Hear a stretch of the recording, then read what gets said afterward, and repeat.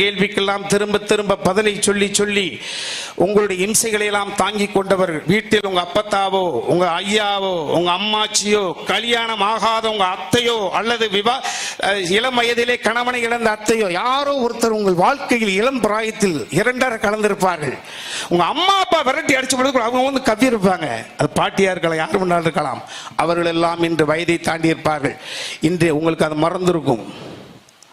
தயவு செய்து பேச்சு துணைக்கு ஆள் இல்லாமல் செத்து போகும் பெரிய மனிதர்கள் வாழுகின்ற நாடு. வயது முதிர்ந்தவர்களிடம் வாங்கியாக சென்று பேசுங்கள். பேட்ஸ்மேன் அப்படிதான். எதுக்கு பேட்ஸ்மேன்? பல்லு செட்டு பேட்ஸ்மேனா பக்கத்தில் உட்காரு, பல்லு சட்டை கழட்டு, கழுவு, வாயில் மாட்டு, அந்த பொக்க வாயில் ஒரு சிரிப்பைப்பா. கடவுள் நேரடி சிரிக்காது, உங்க அப்பத்தா சிரிப்பா. கடவுள் நேரடியா சிரிக்க மாட்டா, உங்க ஐயா சிரிப்பார். கல்லூரிக்கு வருகிறாயா, பள்ளிக்கூடத்துக்கு போகிறாயா, போகும்போது இன்ஸ்டாகிராம் ஃபேஸ்புக் போட்டு கொதில் எடுக்கிறீங்கள, டெய்லி 5 நிமிஷம் பாட்டிக்கிட்ட பக்கத்தில் உட்கார், தாத்தா பக்கத்தில் உட்கார். நேற்று பேசுனதான் இன்னைக்கு பேசுவாங்க. நண்பர்கள்ட்ட மட்டும் நேற்று பேசுன திருப்பி பேசுறீங்க, இன்ட்ரெஸ்டா இருக்குல்ல? ஒரு படத்தை திருப்பி திருப்பி 3 முறை பார்க்கறீங்க, இன்ட்ரெஸ்டா இருக்குல்ல? உன்னை பாதுகாப்பாக வளர்த்த அந்த பெரியவர்கள் கேட்கிற கேள்விக்கு நீ திரும்ப திரும்ப சொல்லு. உங்க அம்மா சொல்லும், உங்க அப்பா அந்த கிழவி எப்ப பார்த்தாலும் சொன்னதை சொல்லிக்கிட்டு அந்த கிழமை எப்ப பார்த்தாலும் அவர்கள் சொன்னதைத்தான் சொல்வார்கள்.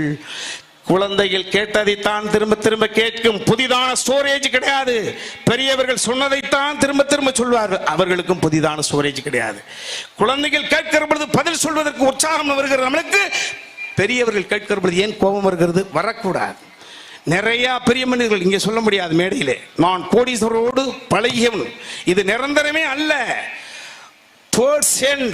அதை நோக்கிய பயணம் நிச்சயமாக இருக்க வேண்டும். அதனால 60 வயது கொண்ட மனிதர்களை நீங்கள் பாதுகாப்பாக பார்த்து கொண்டால் கடவுள் உங்கள் வீட்டுக்கு வரப்போகிறான் என்ற அர்த்தம். 70 வயது தாண்டியவர்கள் கேட்டு கொடுக்காமல் குறிப்பறிந்து கொடுத்து பழகினார், கடவுள் உங்கள் வீட்டுக்கு வந்து விட்டான் என்ற அர்த்தம். 80 வயதை தாண்டியவர்கள் காலத்தின் அழைப்புக்காக காத்திருக்கும் மலலைகள், அவருடைய ஸ்பரிசம் தொட்டு முடிந்தால் அன்பு பிள்ளைகளே, உங்க தாத்தாவையோ உங்க பேட்டியோ ஒரே ஒரு நாள் அப்படி என்ன பேசுறது அங்குள், அவுட் ஆஃப் சைட் பேசு.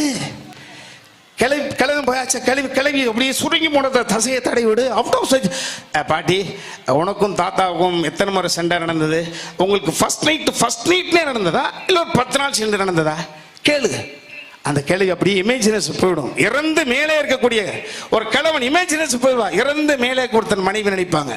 ஸோ அவர்களோடு பேசுங்க. ஸ்பரிசம் முடிந்தால் அன்பு பிள்ளைகளே, நீங்க நல்லா படிப்பீங்க, பெரிய பிளேஸ்மெண்ட் கிடைக்கும், சம்பாதிப்பீங்க, வாழ்க்கை துணை கிடைக்கும், நல்ல மருமகன் வருவார்கள், பங்களா வாங்குவீங்க, பதவி வாங்குவீங்க, விருதுகள் வாங்குவீங்க.